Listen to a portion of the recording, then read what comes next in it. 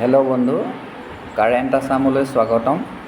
আজি আপোনালোকলৈ লৈ আহিছোঁ সাঁচি খেতিৰ এটা আচৰিত গুণ, যিটো কথা হয়তো আপুনি নাজানে। এই কথাটো জানিব পাৰিলে আপুনি সাঁচি গছত বা সাঁচি খেতিত বহুত গ্ৰ' কৰিব পাৰিব, অৰ্থাৎ আপুনি লাভৱান হ'ব পাৰিব।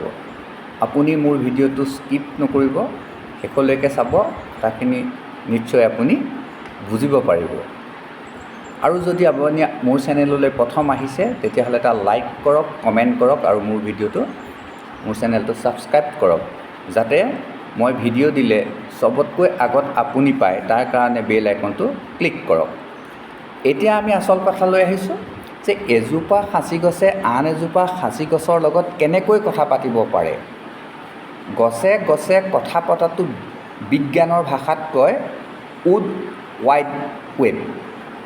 উড ৱাইড ৱেব মানে গছৰ শিপাত থকা মাইক্ৰ'ৰাইজাল নামৰ এবিধ ভেঁকুৰ।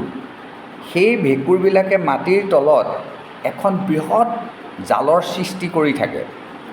এজোপা গছক যদি পোকে আক্ৰমণ কৰে, তেতিয়া গছজোপাই এখন বাগিচাত থকা সকলো গছলৈ শিপাত থকা ভেঁকুৰৰ সহায়ত প্ৰতিজোপা গছলৈ ইজোপাৰ পৰা সিজোপালৈ, সিজোপাৰ পৰা সিজোপালৈ সংকেত পঠিয়ায় আৰু বাকী গছবোৰে নিজকে বচাবৰ কাৰণে গছজোপা তিতা কৰি পেলায়, যাৰ ফলত গছবিলাক পোকে নোখোৱা হৈ যায়। সাঁচি গছত ৰেজিন থাকিব লাগে, কিন্তু যেতিয়া এজোপা গছত পোকে ধৰে তেতিয়া কি কৰে, গছজোপাই লগে লগে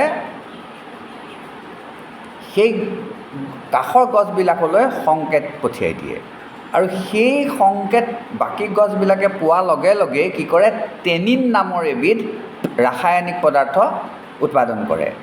টেনিন উৎপাদন হোৱাৰ লগে লগে গছবোৰ পোকে নোখোৱা হৈ যায়, অৰ্থাৎ সেইবিলাকে সাঁচি গছ বেয়া সাঁচি হৈ পৰে। সেয়ে গছবিলাক আঁতৰে আঁতৰে ৰুব লাগে। এতিয়া আমি এই গোটেই কথাখিনিৰ পৰা বুজিব পাৰিছোঁ যে আমি সাঁচি পুলি বিচাৰি বেলেগলৈ ঘূৰি ফুৰিবৰ কোনো প্ৰয়োজন নাই। আমি আমাৰ কৌশল ব্যৱহাৰ কৰিয়েই আমি কিছু লাভৱান হ'ব পাৰিম, কাৰণ বহুত উন্নত মানৰ সাঁচি আছে, নাইকিয়া নহয়, কিন্তু সেই সাঁচি গছবিলাক আমি সহজে আমাৰ হাতলৈ আনিবলৈ সক্ষম নহওঁ। যেনেকৈ ধান খেতিত আমাৰ ধান খেতিখিনিকে কৰি থাকোঁতে আমি যিমান উৎপাদন পাইছিলোঁ, আমি যেতিয়া ৰঞ্জিত, ধানৰ ৰজা ৰঞ্জিতৰ খেতি কৰিবলৈ ল'লোঁ, তেতিয়া একেখিনি মাটিকে আমি খাই বৈ বিক্ৰী কৰিব পৰা হ'লোঁ। মানে আকৌ খেতি কৰিব লাগে, যিমান পইচা লাগে সিমান পইচা আমি ধান বিকিয়ে পাবলৈ সক্ষম হ'লোঁ। কিন্তু সেইখিনি মাটিক আমাৰ যেতিয়া দেউতাহঁতে খেতি কৰিছিলে তেতিয়া হয়তো বনগুটি গজিছিলে। সেইকাৰণে আমি সাঁচি খেতিত কিছুমান পৰিৱৰ্তন আনিব লাগিব, সেইটো একেবাৰে সত্য কথা। কিন্তু সদ্যহতে আমি কি কৰিব পাৰোঁ, আমি সদ্যহতে আমাৰ ইয়াত পোৱা ভাল জাতৰ মিঠা সাঁচি পুলি সংগ্ৰহ কৰি আমি সম্পূৰ্ণ দূৰত্ব, ইটো পুলিৰ পৰা সিটো পুলিৰ দূৰত্ব ৰাখি আমি পৰীক্ষামূলকভাৱে আমি কিছু সাঁচি খেতি কৰি চাব পাৰোঁ। যদি বৈজ্ঞানিক ভিত্তিত কোৱা তথ্যখিনি যদি সত্য হয়, তেতিয়াহ'লে আমি 15 মিটাৰ আঁতৰে আঁতৰে ৰোৱা সাঁচি পুলিবিলাকত নিশ্চয় পোক হ'ব। আৰু তেতিয়াই আমি বুজি পাম যে সাঁচি খেতি কেতিয়াও ইডালে সিডালে একেলগে লগাই লগাই কৰিব পৰা খেতি নহয়। হেল্ল' বন্ধু, নিশ্চয় আপুনি মোৰ কথাখিনি বুজি পাইছে। এনেকুৱা নহয় যে সাঁচি খেতিৰ বিষয়ে আপোনাক মই একেদিনাই গোটেইসোপা কথা কৈ শেষ কৰিব পাৰিম, সেইটো সম্ভৱ নহয়। কাৰণ সাঁচি খেতিৰ ওপৰত মই যেনেকৈ চিন্তা কৰি আছোঁ, আপুনিও তেনেকৈ কিছুমান নিজস্ব চিন্তা চৰ্চা, অধ্যয়ন, পৰিভ্ৰমণ কৰি আপুনিও সাঁচি খেতিটো আগবঢ়াই লৈ যাব পাৰিব। আৰু আপোনাৰ সেই সাঁচি খেতি কৰাৰ যিটো আগ্ৰহী মন, সেই মনটোৰেই আপুনি এখন সুন্দৰ সাঁচি বাগান গঢ়ি তুলিব পাৰিব আৰু আপোনাকে দেখি আকৰ্ষিত হৈ গাঁৱৰ যুৱচামেও সাঁচি খেতি কৰিবলৈ আগবাঢ়ি আহিব পাৰিব। মই সাঁচি খেতিৰ ওপৰত কমেও 1000 ভিডিঅ' আপলোড কৰিছোঁ।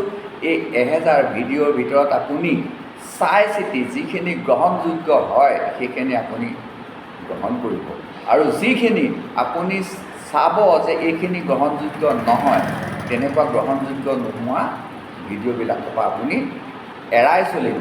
কাৰণ মই ক'লোঁ বুলিয়েই সেইটো কেতিয়াও শিলৰ ৰেখা হ'বই নোৱাৰে। কাৰণ আপোনাৰ প্ৰেক্টিকেলি আপুনি যিখিনি কৰি আছে সেইখিনিহে প্ৰকৃত তথ্য। এইকেইটা এটা সৰু কথা উল্লেখ কৰোঁ। বৰষুণ নোহোৱাৰ কাৰণে কালি এজন মানুহে একেবাৰে গুৰি কৰি মাটি অলপমান হাল বালে, হাল বাই ধান ছটিয়াই দিলে। তেনেকুৱাতে এজন মানুহ গৈ ক'লেগৈ আকৌ ওপৰত হাল বাই দিয়া। এতিয়া মানুহজনে কি কৰিলে, আকৌ ওপৰতে হাল বাই দিলে। মই আঁতৰৰ পৰা দেখিলোঁ যে এইটো সৰ্বনাশ কৰিলে। মই ওচৰত গ'লোঁ, গৈ পেলানি ক'লোঁ যে তুমি আৰু হাল নাবাবা, যদি বাবলৈ মন আছে তেতিয়াহ'লে তুমি নাঙল নোলোৱাকৈ সুদা ট্ৰেক্টৰখন ঘূৰাই দিয়া, কোনো অসুবিধা নহয়। কিন্তু তুমি যে হাল বাই দিলা, তোমাৰ ধানখিনি 4 ইঞ্চি 5 ইঞ্চি তললৈ সোমাই গুচি গ'ল, আৰু কেতিয়াও তোমাৰ সেইখিনি ধানে গুটি নিদিব। কিন্তু 2-এটা গজিব, বহুত সেৰেঙা হ'ব, কিন্তু বিকল্প আছে বাৰু। কিন্তু সদ্যহতে তুমি হাল বোৱা বন্ধ কৰি দিয়া। তেতিয়া মানুহটোৱে ক'লে বোলে নগাই বোলে এনেকৈ খেতি কৰে বুলি মোক মানুহটোৱে ক'লে। মই তেতিয়া ক'লোঁ যে চোৱা, নিজৰ বুদ্ধি শিলৰ গুটি, লোকৰ বুদ্ধি পকৰ ৰুটি। তুমি তেওঁৰ কথা মতে ইমান ধুনীয়া তোমাৰ ধানখিনি ততালিকৈ নষ্ট কৰি পেলালা। যেই হওক বাৰু, তুমি আৰু যিখিনি বাবলৈ আছে সেইখিনি নেবাবা, সুদা ট্ৰেক্টৰখন ঘূৰাই দিয়ে। তেওঁ তেতিয়া সুদা ট্ৰেক্টৰখন ঘূৰাই দিলে। গতিকে চাওক, মই কথাটো এই কাৰণে উল্লেখ কৰিছোঁ যে মই কোৱা কথাখিনিকে আপুনি শিলৰ ৰেখা বুলি নধৰিব। আপুনি তাৰ ওপৰত গৱেষণা কৰিব, আপুনি চিন্তা কৰিব যে কোনখিনি প্ৰকৃততে উচিত।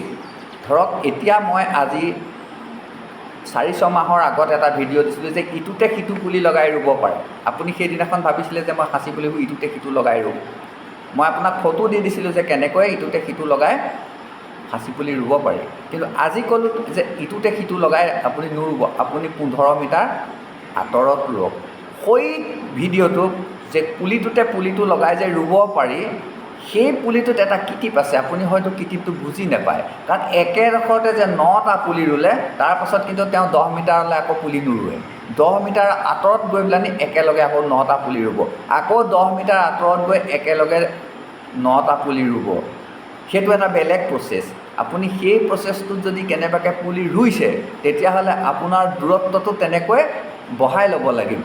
কৰি চাব, সেইটোও ভাল বুদ্ধি। আজিলৈ আহোঁ, আকৌ লগ পাম। ধন্যবাদ।